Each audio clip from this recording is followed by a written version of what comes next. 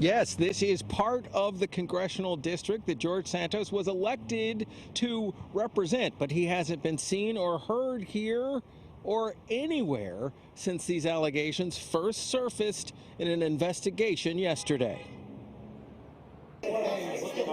This much is known about Congressman-elect George Santos. He's a Republican who turned a district that had voted for Joe Biden in 2020 into a GOP district in 2022.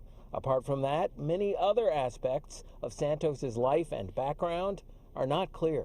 They ought to get him out of there. I mean, he lied before. He lied, says Joe Davila, a constituent who voted for Santos, agreeing Hildy Hersfeld, who voted against him. I'm sort of disappointed in the Democrats that they didn't do better vetting of him. The list of possible distortions that Santos made is long.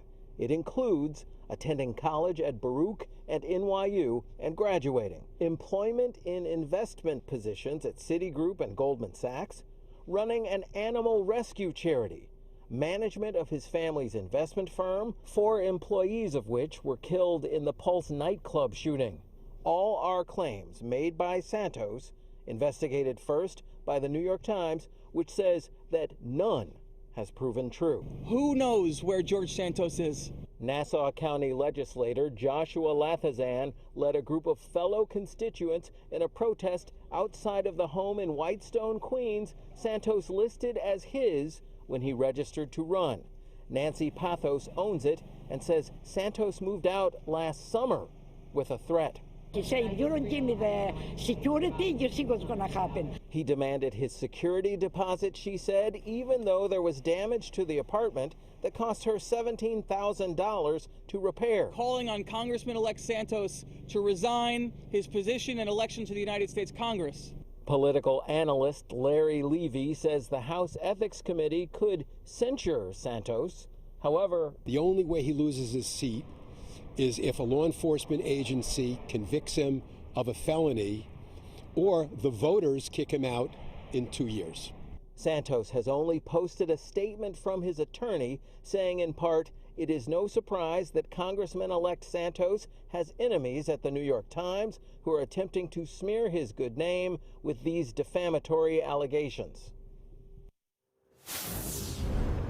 Now, the head of the GOP in this district says that Santos deserves to be heard and that he wants to hear Santos's response to these news reports. Well, pretty much everyone we encountered feels the same way. So when will we hear from George Santos and where is he?